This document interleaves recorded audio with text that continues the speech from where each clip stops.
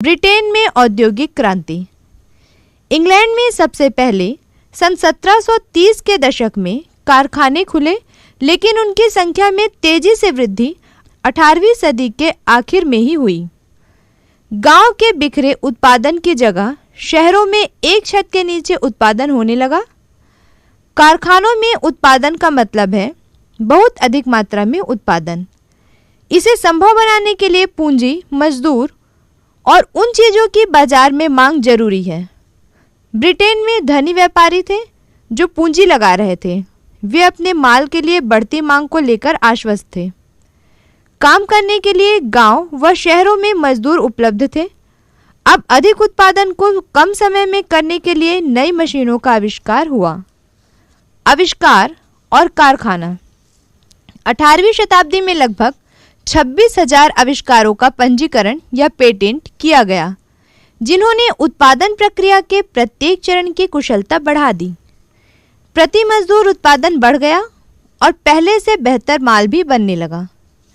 यह परिवर्तन कपड़ा उद्योग में सबसे तेजी से हुआ।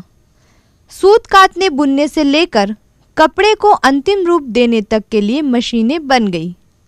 इसके बाद रिचर्ड आर्कराइट ने सूती कपड़ा मिल की रूपरेखा सामने रखी। अभी तक कपड़ा उत्पादन गांवों में फैला हुआ था। यह काम लोग अपने अपने घरों में करते थे, लेकिन अब कारखानों में सारी प्रक्रिया एक ही छत के नीचे और एक मालिक के हाथों में आ गई। इसके चलते उत्पादन प्रक्रिया पर निगरानी, गुणवत्ता का ध्यान रखना और मजदूरों पर नज़र रखना संभव हो गया था।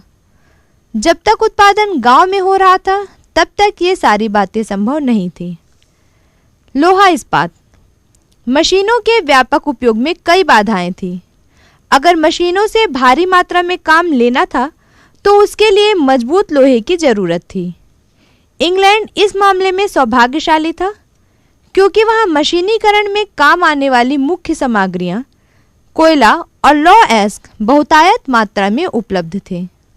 इसके अलावा वहाँ उद्योग में काम आने वाले अन्य खनिज जैसे सीसा, तांबा और रागा भी खूब मात्रा में मिलते थे। किंतु 18वीं शताब्दी तक वहाँ मशीनों में इस्तेमाल योग्य लोहे का उत्पादन नहीं होता था। लोहा गलाने के लिए लकड़ी के कोयले का उपयोग किया जाता था, पर इसमें कई समस्याएं थी, जैसे यह पर्याप्त मात्रा में उपलब्ध नहीं था और यह उच्च तापमान पैदा नहीं कर सकता था। इस कारण घटिया किस्म के लोहे का ही उत्पादन होता था। ऐसे में इंग्लैंड का एक लोहार परिवार, जिसका नाम अब्राहम डर्बी था, वर्षों के प्रयोग से लोहा गलाने में क्रांतिकारी परिवर्तन लाने में सफल हुआ। उसके आविष्कारों में सबसे महत्वपूर्ण था लकड़ी कोयले की जगह पत्थर कोयले का उपयोग, जिसे धमन भट्टी में उपयोग किया गया। इन भट्टियों से जो पिघला हुआ लोहा निकलता था वह पहले की अपेक्षा अधिक बढ़िया था और उससे लंबी ढलाई की जा सकती थी। इस कारण लोहे से अनेकों उत्पादन बनाना संभव हो गया। चूँकि लोहे में टिकाऊपन अधिक था, इसलिए इसे मशीनें, रेल पटरियाँ और अन्य वस्तुएं बनाने के लिए लकड़ी से बेहतर सामग्री माना जाने लगा। लकड़ी तो कटफट या जल सकती थी, लेकिन लोहे के भौतिक और रासायनिक गुणधर्म को नियंत्रित किया जा सकता था। इस तरह औद्योगिक क्रांति, जो कपड़ा उद्योग से शुरू हुई, अब लोहा इस्पात के मशीन निर्माण पर केंद्रित होने लगी। लौह अयस्क और कोयले का उत्खनन तेजी से बढ़ा और इन खानों के पास ही नए कारखाने लगने लगे।